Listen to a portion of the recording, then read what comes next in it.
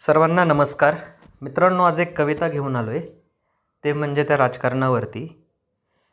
हे शब्द जे मी लिहिलेत ते आज प्रत्येक माणसाच्या मनामध्ये जे काही राजकारणाविषयी तयार झालेली भावना आहे ते मी माझ्या शब्दात मांडण्याचा प्रयत्न केला आहे. समाजाच्या सेवेसाठी हे राजकारणात आलेत आणि सेवा करता करता राजकारणी झालेत. निवडून यायच्या आधी हे फक्त आश्वासनं देतात, सीट पक्की झाली की वर्षात करोडपती होतात. रोज आमचा सोशल मीडिया राजकारण कव्हर करतोय. राजकारण्यांवरील भ्रष्टाचार जीव तोडून सांगतोय. हे राजकारणी करोडोचा भ्रष्टाचार सहज करून जातात आणि रोज निर्लज्जपणे टी व्हीवर सांगून सुद्धा जातात. आमच्या कष्टाचा टॅक्सचा पैसा सहजपणे गायब करतात. हे सहजपणे गायब करतात आणि रोज टी व्हीवर एकमेकाला स्वतः चोर म्हणवतात. 7 पिढ्या बसून खातील एवढी हे चोरी करतात.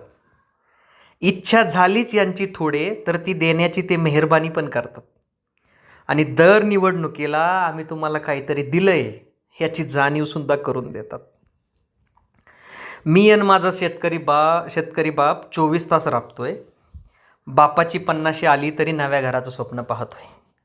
मी आणि माझा शेतकरी बाप 24 तास राबतोय.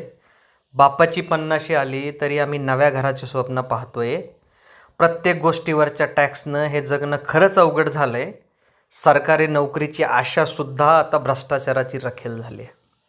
साहेब, प्रत्येक सरकारी नोकरीचा एक लिलाव ऐकू येतो. मी मात्र 2 मार्क कमी आले म्हणून परत पुढच्या तयारीला लागतो.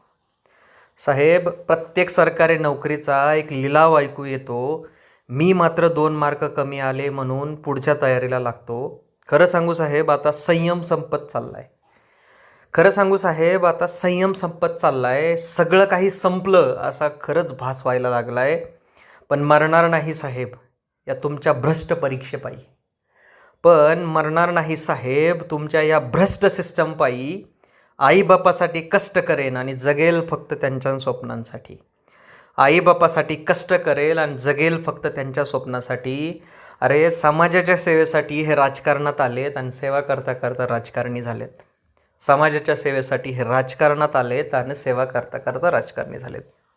धन्यवाद.